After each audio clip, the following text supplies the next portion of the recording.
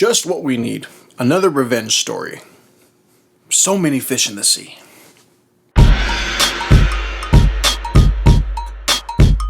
Welcome to the channel. My name is Mike Huante, and this is Huante Talk, where I want to talk movies with you. Today we're talking about the rhythm section. The rhythm section follows a woman who lost her whole family to a tragic accident, or so she thinks, when a plane exploded and killed her entire family.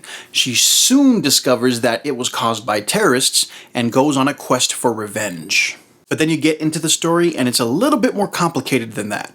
You know these typical revenge stories.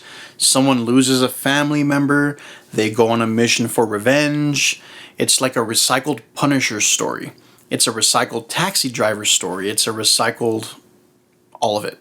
I will say the acting is great. Jude Law is Jude Law. He is the same Jude Law you see in Captain Marvel, training Captain Marvel and making her the best she can be. That's the same Jude Law you're seeing here. You know, Blake Lively is an underrated actress. I think she makes some interesting choices, but pretty much everything she's in, she's great in. I liked her in Age of Adeline. I liked her in The Shallows. I liked her in Savages. I liked her for her small role in The Town.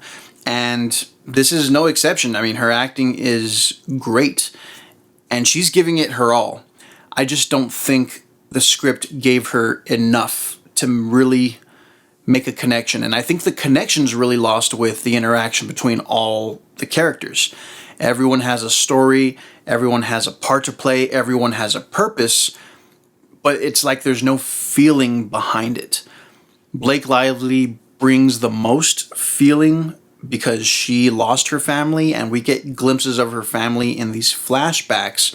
But the flashbacks don't do anything for me. I mean, I see these people, they're smiling and hugging and playing a game and posing for a picture, but I don't care. And that's because they didn't make any kind of interaction between her and the family. And I think the story could have been a little bit more elevated if maybe they saw her perform in an orchestra or, you know, something. Just maybe a little bit more to that part of the story, because it's like they skipped all of it.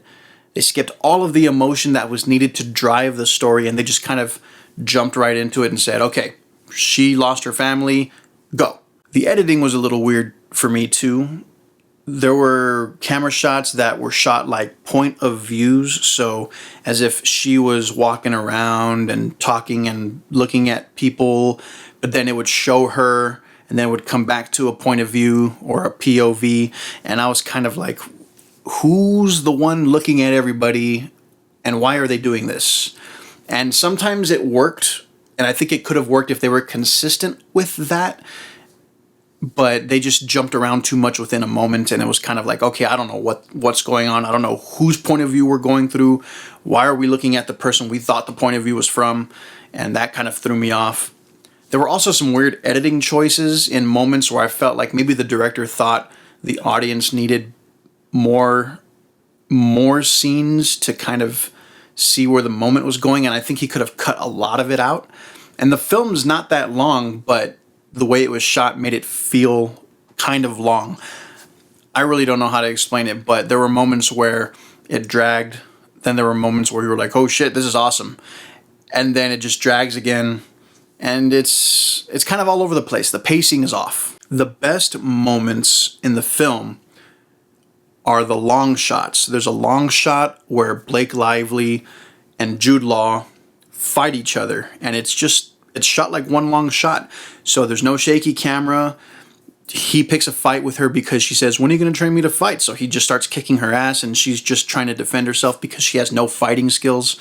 And they have this long interactive fight where he's like, come on, bring it. Pick up that knife. Let's go. And, you know, the camera stays on them the entire time. There's no weird cuts.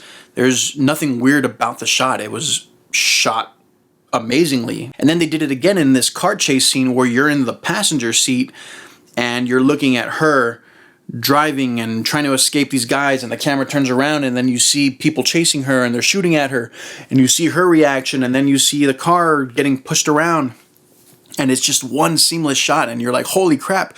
And you kind of just get on the edge of your seat at these moments, and it's amazing. It's really great, and it puts you in that moment with her. The other great thing about the movie was that they weren't shying away from the fact that Blake Lively was never a trained killer. And even with the limited training that she got from Jude Law's character, she still was incapable of doing certain things, and she was still challenged, and she still couldn't really get through something she was supposed to do without getting hurt or damaged or painted into a corner. The other thing I liked about it was that there was some collateral damage. There was really only one moment where it kind of like, this is my heart, and it pulled the string a little bit, and I was like, oh, that sucks.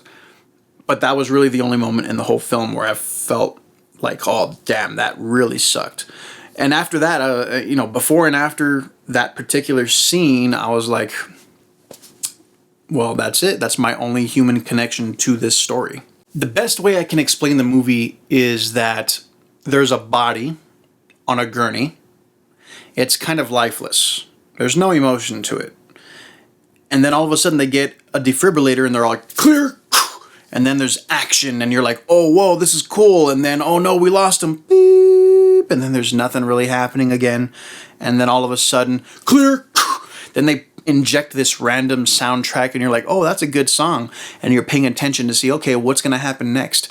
And that's pretty much how I felt about the movie, because I was sitting there like waiting for something to happen, and then it happens, and then it goes away, and you're kind of just waiting for the next special moment in the movie. And I think that was the problem. The biggest lack of emotional connection, because they're just kind of telling you what happened. They're showing you these random scenes of family and kinship that don't mean anything to you, because you never really hear them talk to each other. You don't have a story that you can connect to and feel bad about losing the family. So it's like this lifeless body that they're just trying to add more life to it and extend its life. And by the time it's over, it's kind of like we lost them. So in all honesty, if I'm rating this movie, it was okay. I just wouldn't watch it again. Those are my thoughts on the rhythm section. Comment below. Let me know if you saw this movie or if you saw the other movie, Gretel and Hansel, and let me know what you thought about that movie. Let me know if you agree, disagree, whatever your thoughts. Comment below, let me know. And as always, I'm Mike Huante. This is Huante Talk, and that's a wrap.